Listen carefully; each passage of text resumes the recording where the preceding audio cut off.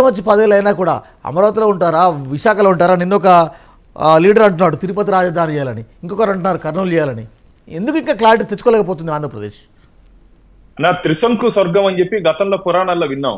ఈరోజు ఆంధ్రప్రదేశ్ రాజధాని త్రిశంకు స్వర్గంలో ఉండిపోయింది. పాత మా చంద్రబాబు నాయుడు గారు గ్రాఫిక్ లో చూపించారు.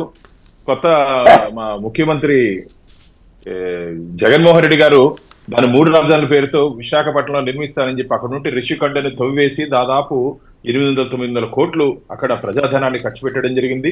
అమరావతి ఒకటే రాజధాని, ఒకే రాజధాని. నేను మళ్ళీ చెప్తున్నా, భారతీయ జనతా పార్టీ అమరావతికి కట్టుబడింది. దాదాపు 34,000 ఎకరాల్ని అక్కడ ఉన్నటువంటి రైతన్నలు ఆంధ్రప్రదేశ్ పునర్నిర్మాణం కోసం, ఆంధ్రప్రదేశ్ భవిష్యత్తు కోసం ఆ రోజు వాళ్ళు ఇవ్వడం జరిగింది. కాబట్టి వారికి అన్యాయం చేస్తున్నారు జగన్మోహన్ రెడ్డి గారు. ఇది పూర్తిగా ఎన్నికలు వస్తున్నటువంటి సందర్భంలో వైసీపీ పార్టీ ఆడుతున్నటువంటి మైండ్ గేమ్ గా నేను భావిస్తున్నాను. ఏదో ఒకటి డివియేట్ చేసి, సబ్జెక్ట్ ని డివియేట్ చేసి ఇటువంటి ప్రజల్ని చూపు మళ్లించేదానికి ప్రయత్నం చేస్తున్నారు. ఆంధ్రప్రదేశ్ ప్రజలు అమాయకులు కాదు. ఖచ్చితంగా రాబో రోజుల్లో అధికార పార్టీకి గట్టిగా బుద్ధి చెప్తారు. ఏందండి 4 సంవత్సరాల అధికారులు, దాదాపు 5 సంవత్సరాల అధికారులు ఉన్నారు. ఏం రాజధాని కట్టలేరా? దాదాపు 12 లక్షల కోట్ల రూపాయలు అప్పులు తీసుకొని వచ్చారు. ఎందుకు రాజధాని నిర్మాణం చేపట్టలేకపోయారు?